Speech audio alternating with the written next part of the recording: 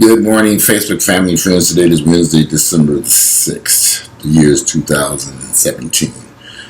Well, this has been an interesting year for me as a black gay man.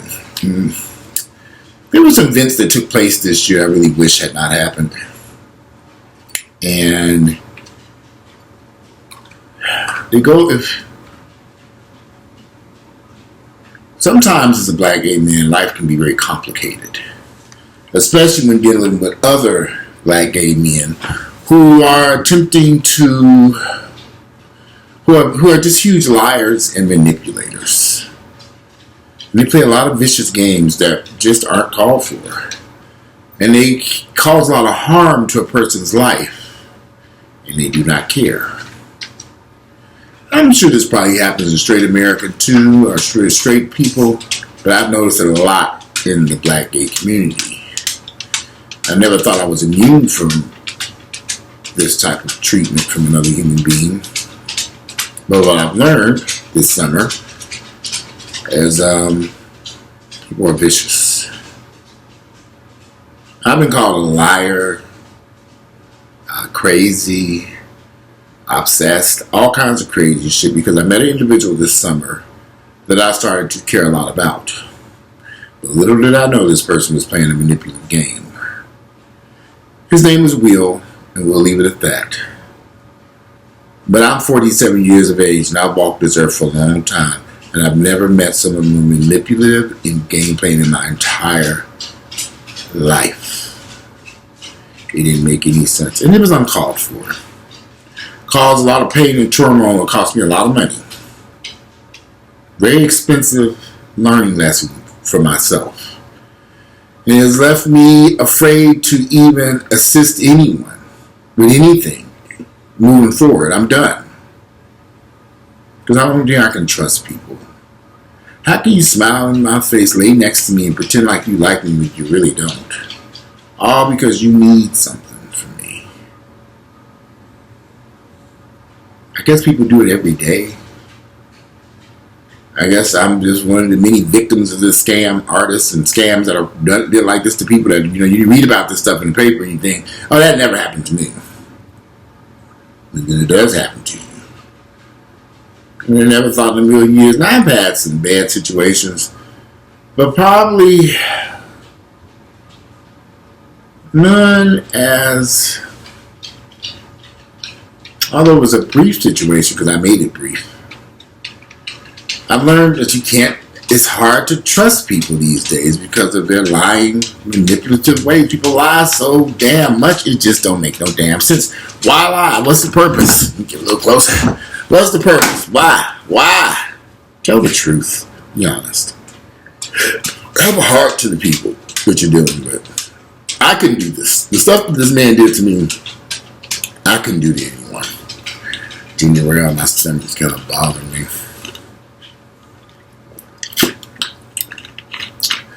I guess because I have a heart and I care about people. But having a heart and caring about people is how I got into this situation. Met a young man named Will. Came to my house to get something with a friend to pick up something. And it seemed like an intriguing guy. It seemed like a handsome, attractive guy. Really didn't think much about it. And as we were getting to know each other, there were some signs at the very beginning, but you want to give a person a chance. And the situation over here with Earl and I has been on a rocky road for a long time, and I'm about sick of him, he's about sick of me. It's just, I don't know what's going to happen with the situation. I do think that we do need to, something needs to be resolved between he and I. So I met this individual who took advantage of the situation because he knew I disclosed to him that I was on a rocky road. And he decided to pretend as if he was interested in me. Now, me being Willie Lump Lump, I now understand that this is how people operate. That there are people out here who are just looking for housing, food, and clothing, or whatever they can get out of a situation. They don't care who they hurt or harm along the way.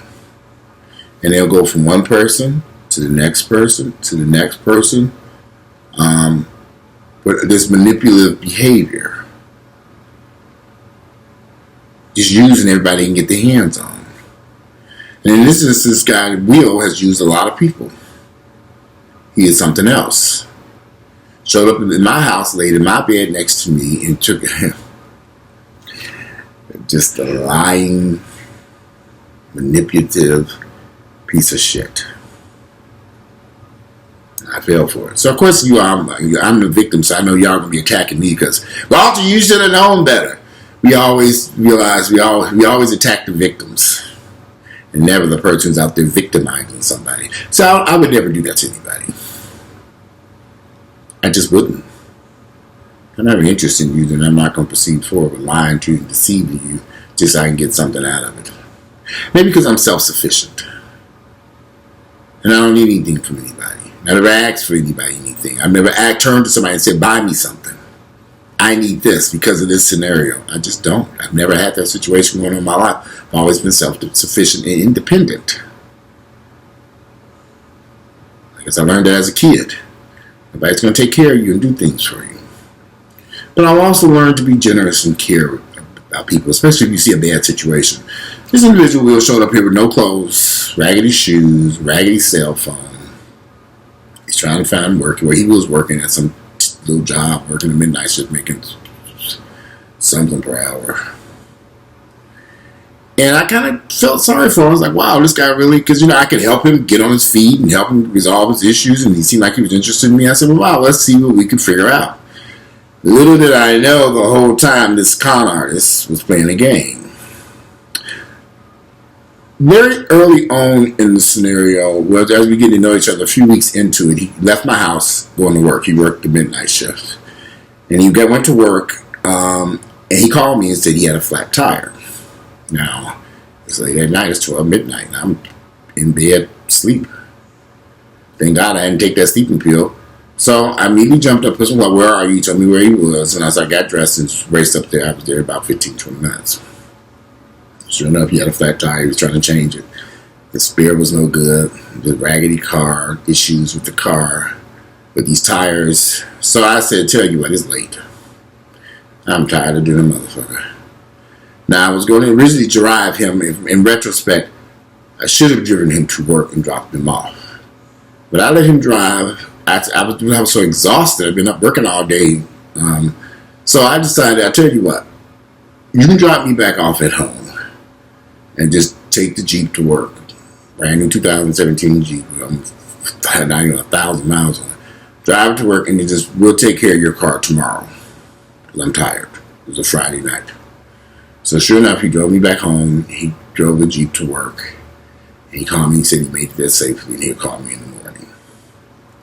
So the next day, he was supposed to bring the Jeep back after he had went home to take care of something.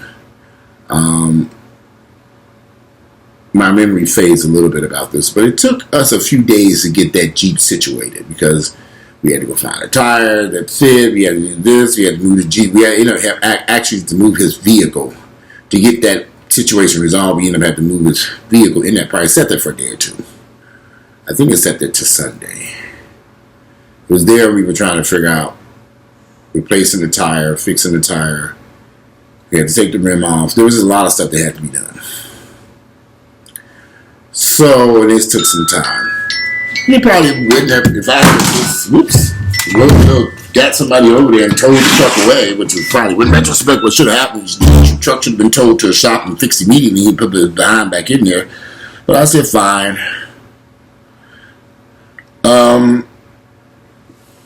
It's cool. Go ahead and drive this Jeep until we resolve this issue.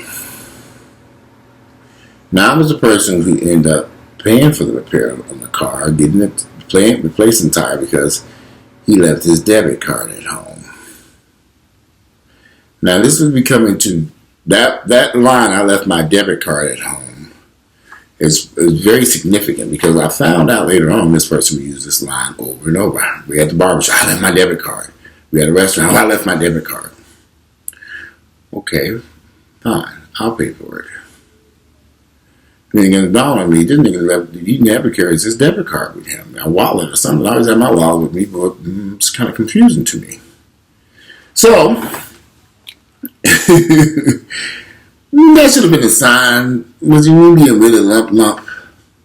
And I'm about to pause this video to take care of something real quick, and then somebody's pulling up at the house. I'll be right back. Okay, so I'm back. So Will would always leave his debit card, or at least this was a lie that he was saying he didn't have his debit card. He would go places like the barbershop and restaurants or just whatever. He was getting his tire fixed. I don't have my debit card. Nigga, you need to be able to come up here to get this damn tire fixed and buy this damn tire for this car. This is a scam. The reason why I'm doing these videos, let me make this clear. There are some people out here who are very manipulative and play a lot of games on purpose. They go into it from the very beginning, their brain is like, how am I going to con this person? How am I going to get stuff out of this person? This is what I'm going to do. And now, if you don't know any better like my dumb ass,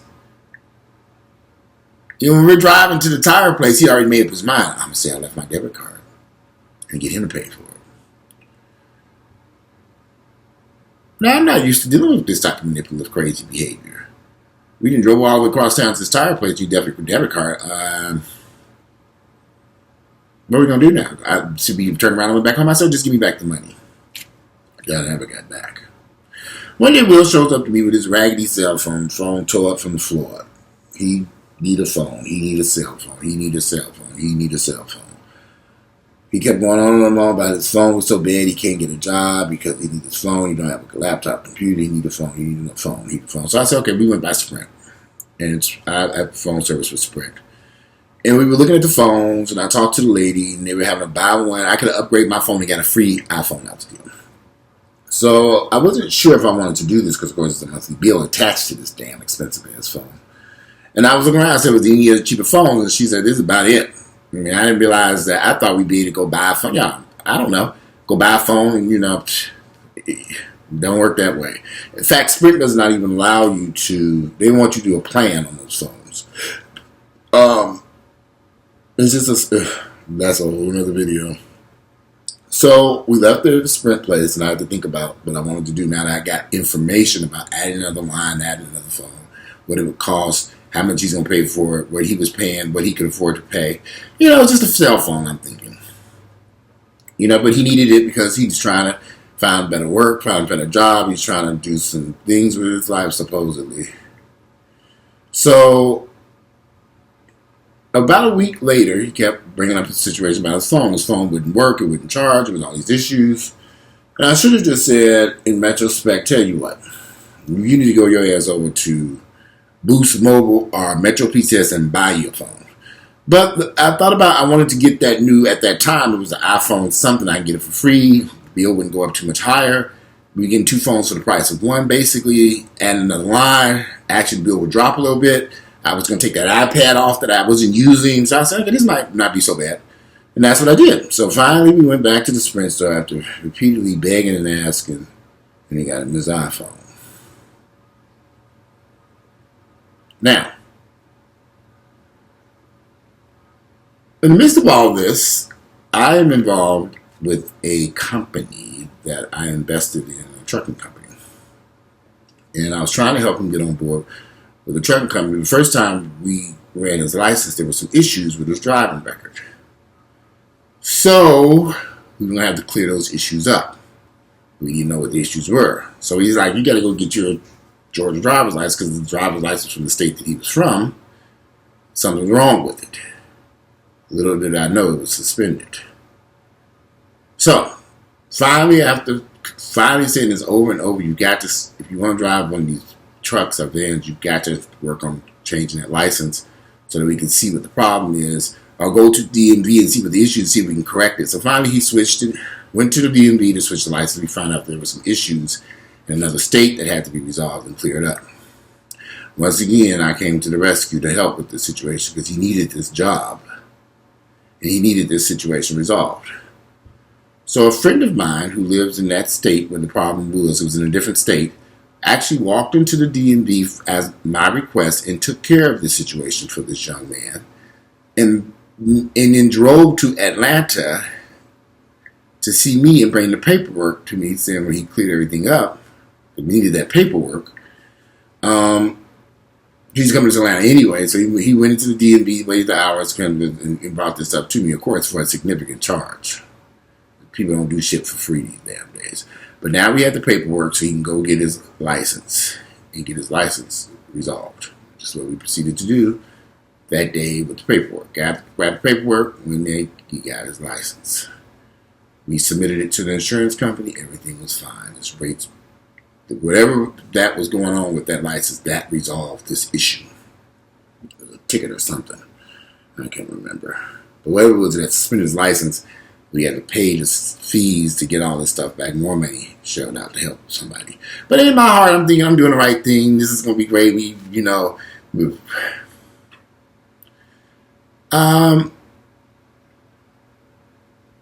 When you're with a person and you're laying next to a person and they're hugging you and they're kissing you and they're putting on such a show of affection, I never met a guy who was so affectionate.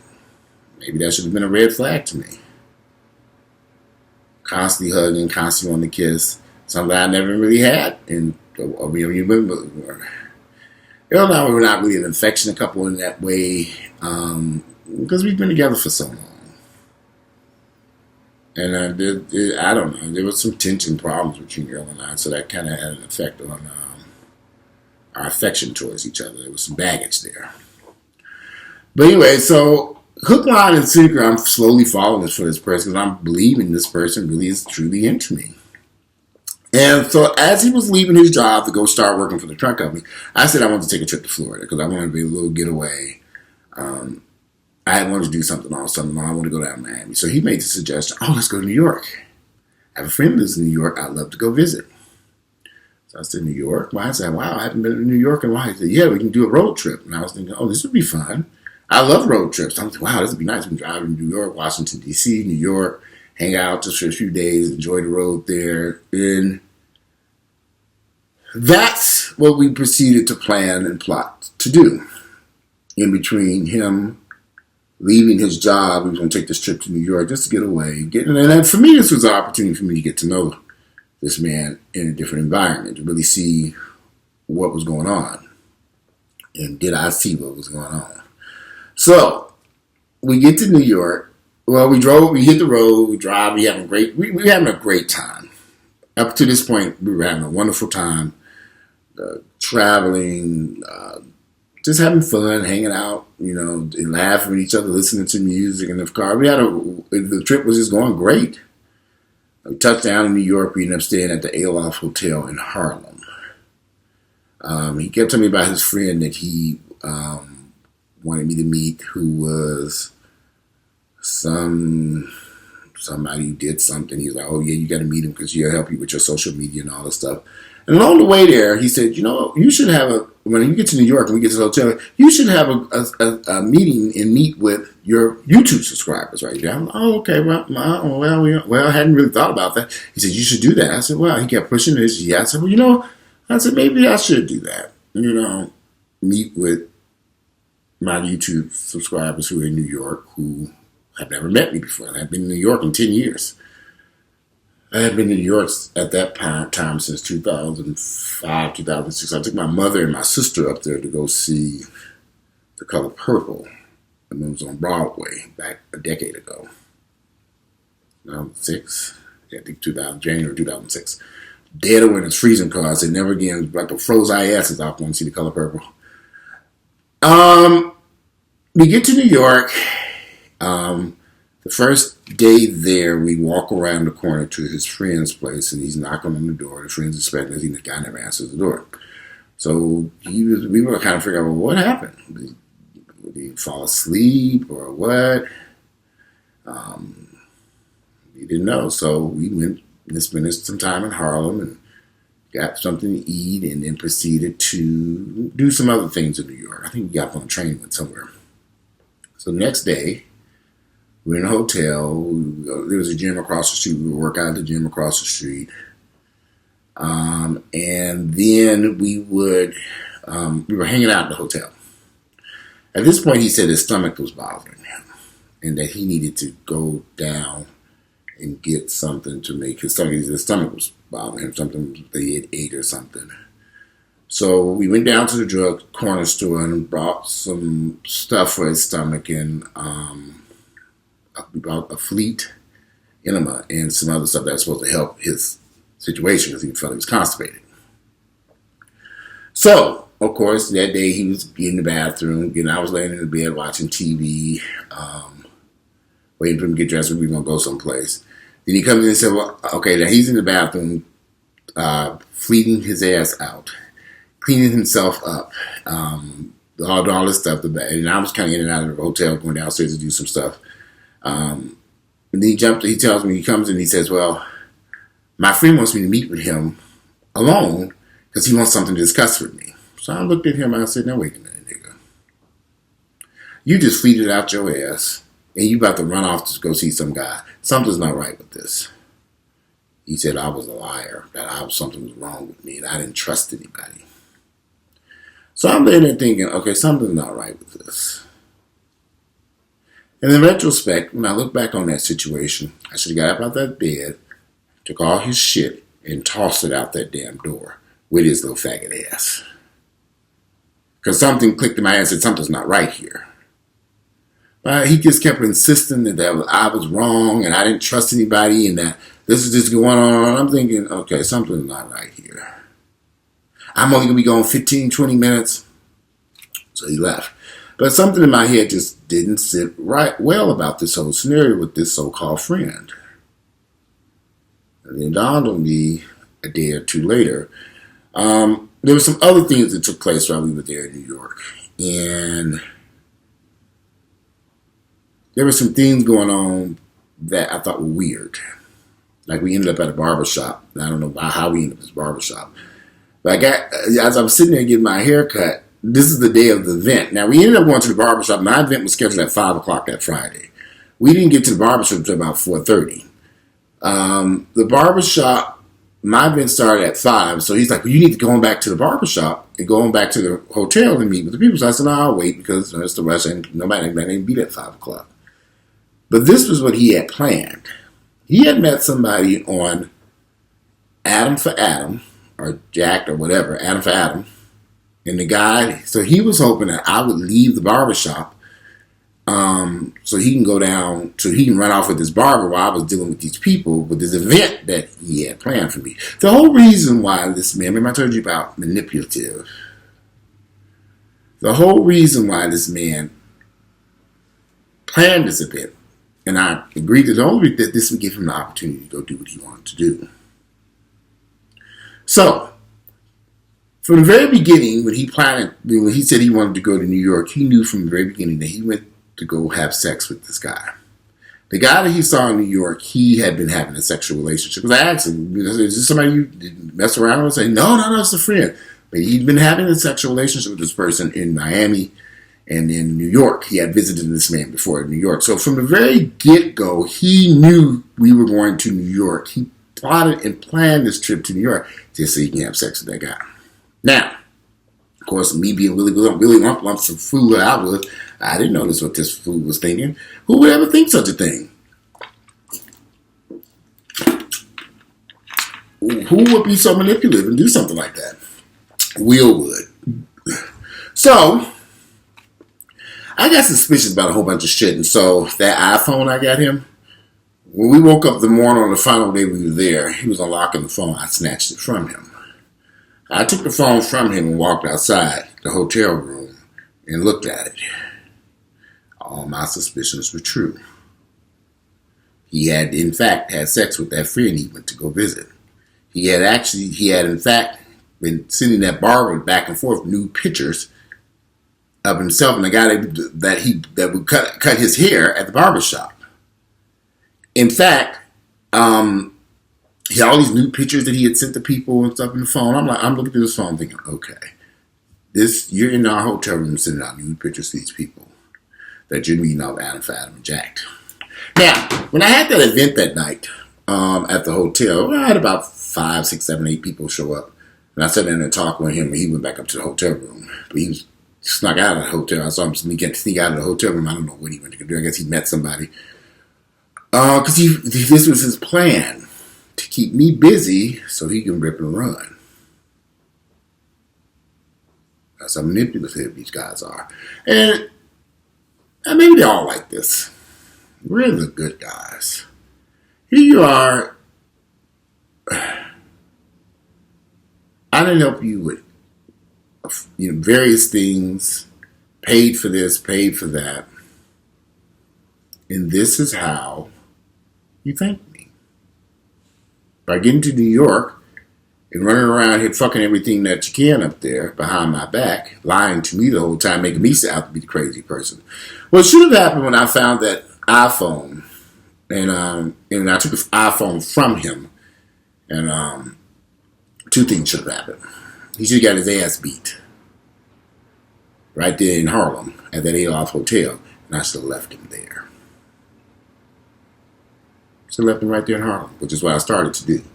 We were like, don't leave him there. Don't leave him there. I should have left that nigga standing right outside that hotel with his stuff in a plastic bag. Because I went back in and I packed up the room. And I said, I'm out of here. I should have left him up there in Harlem.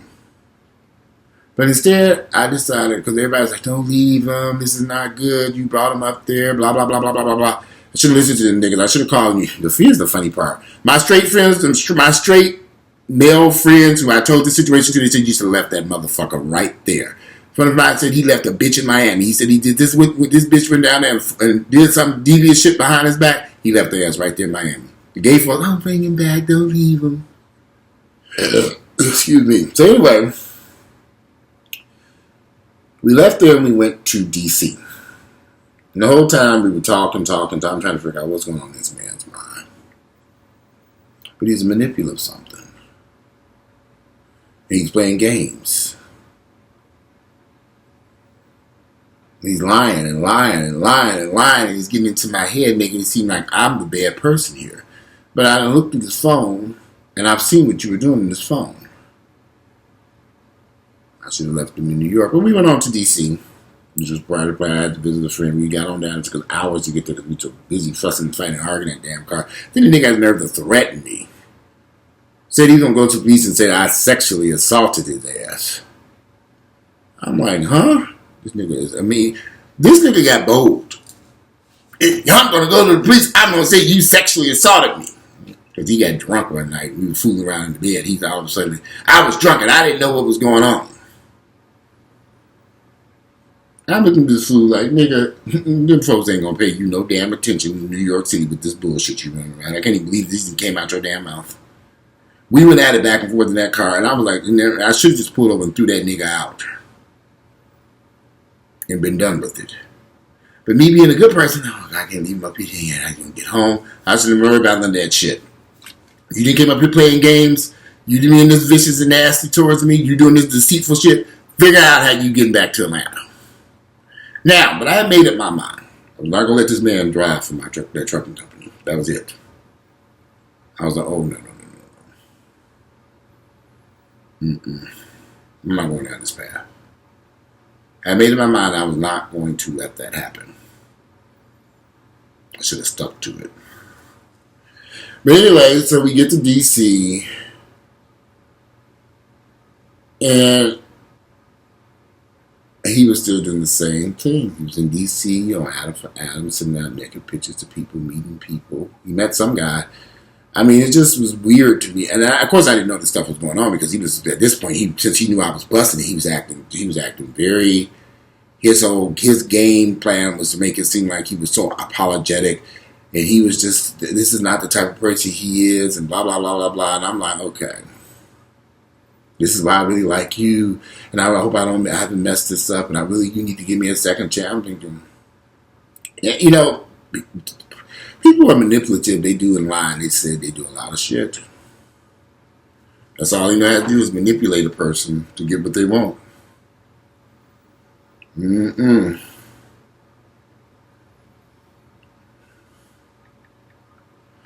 Well, I don't know what to say.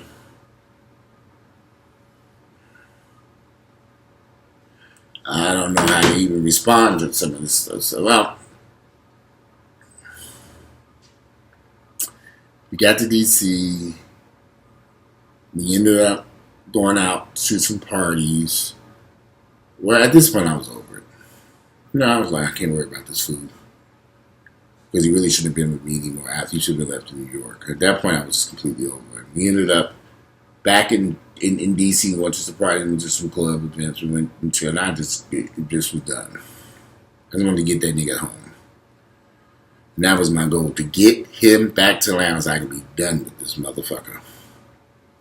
I was exhausted. I'm done. But, I mean, this all is kind of course, I know a lot of people are going to criticize me. There's a lot of other details I can go into this situation, but I'm not going to. For example, asking him about his HIV status and finding documentation saying that he was positive and he didn't want to tell me the truth.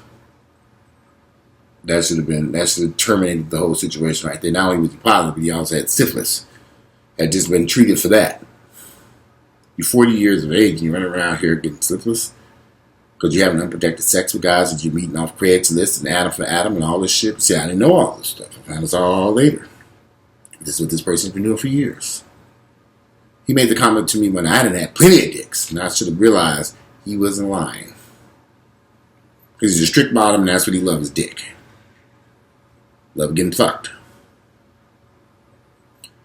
You're positive. You love getting fucked. You like raw sex. You're allowing guys. You're not telling people. It was just a lot going on with this individual. And I'm going to complete this story in about a few minutes.